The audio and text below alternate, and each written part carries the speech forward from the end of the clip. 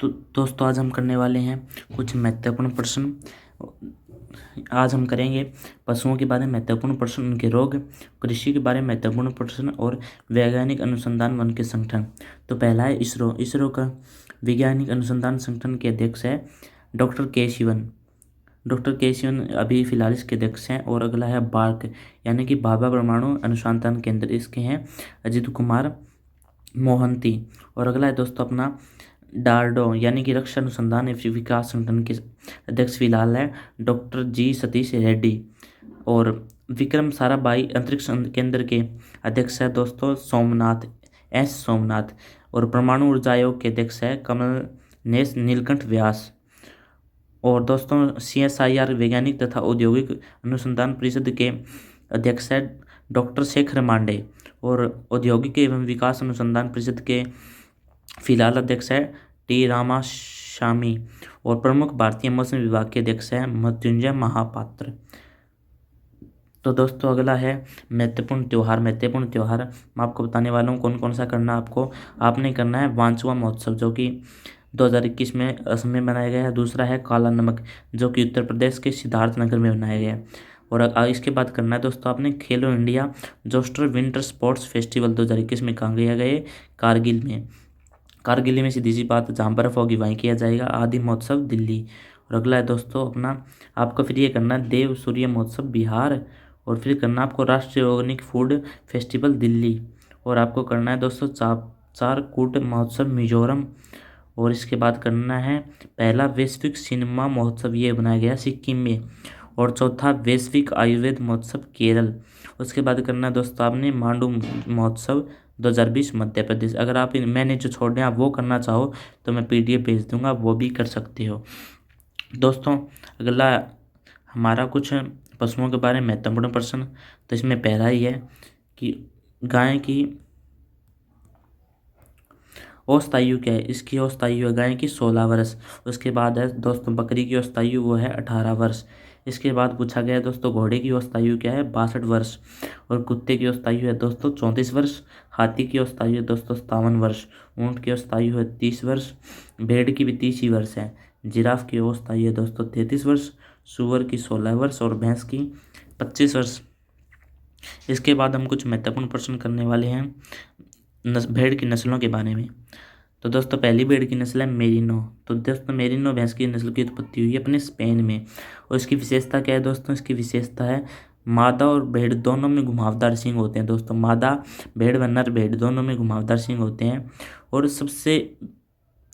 विश्व की सबसे महीन श्रेष्ठ ऊन किस भेड़ की होती है दोस्तों, मेरिनो भेड़ की सबसे श्रेष्ठ ऊन होती है। उसके बाद है रेमबुलेट दोस्तों ये भी स्पेन में उत्पत्ति हुई है। ये इसकी विशेषता क्या है दोस्तों भेड़ की, ये द्विप्रयोजनीय नस्ल है। इसके बाद आती है दोस्तों काराकुल भेड़ की नस्ल।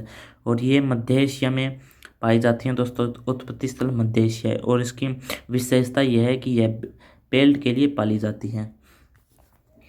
इसके बाद दोस्तों हमारे आते हैं कुछ महत्वपूर्ण पोर्टल्स। इसकी मैं आपको PDF दे दूंगा या फिर अगले में आपको वीडियो मिल जाएगी। तो अभी तो हम फिलहाल जानवरों के बारे में और पौधों के बारे में करने वाले हैं। तो अगला है अपनी बकरी की नस्ल है। बकरी की पहली नस्ल है अंगोरा और इसकी उद्गम स्थल है दोस्तों तुर्की। इसकी विशेषता क्या है, इसकी विशेषता ये है इसके बाल मुलायम व सफ़ेद होते हैं। और दूसरी विशेषता क्या है कि इसमें मोहरे नामक ऊन पाई जाती है। तो कई बार ये प्रश्न भी आया है दोस्तों कि मोहरे नामक ऊन किस भेड़ की नस्ल में पाई जाती है, उसका उत्तर है अंगोरा नस्ल में। तो अगला दोस्तों प्रश्न है अल्पाइन है फ्रांस में पाई जाने वाली भेड़ जो कि यूरोप में है।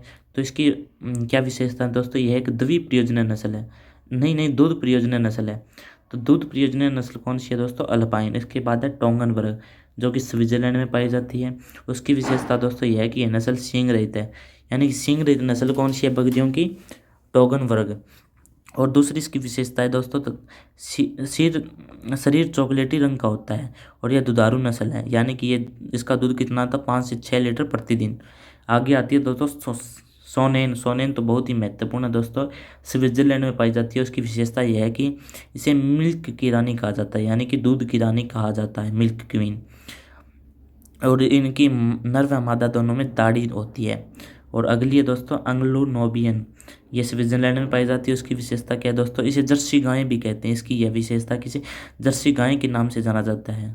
और ये एक दोस्तों ये एक हाइब्रिड है। हाइब्रिड किसकी है, जमुनापरी एवं न्यूबिलियन इंग्लैंड का संक्रमण यानी कि हाइब्रिड है। उसके बाद दोस्तों हम करने वाले हैं आगे कुछ महत्वपूर्ण प्रश्न जो कि कृषि के बारे में होंगे।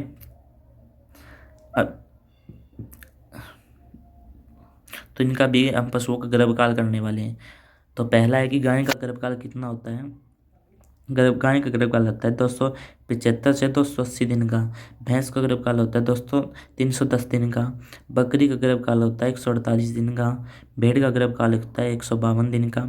ऊंट का गर्भकाल होता है 340 से 390 दिन का। सूअर का 114 दिन का। और मुर्गी का 21 दिन का गर्भकाल होता है। और अगला प्रश्न है दोस्तों, तो दोस्तों हमारे देश में यानी कि एनडीआरए जो भी की कहाँ है, करनाल में, वहाँ पर विस्तृत की गई हैं कुछ गाय की नस्लें हाइब्रिड की गई है। तो वो कौन सी है, वो है करण फ्रीज। करण फ्रीज किसका संक्रमण है दोस्तों, फ्रीजियन प्लस थारपारकर। यानी कि जब थारपारकर गाय को और फ्रीजियन गाय को जब हाइब्रिड किया कराया गया था तो क्या उसका क्या नाम दिया गया था, करण फ्रीज।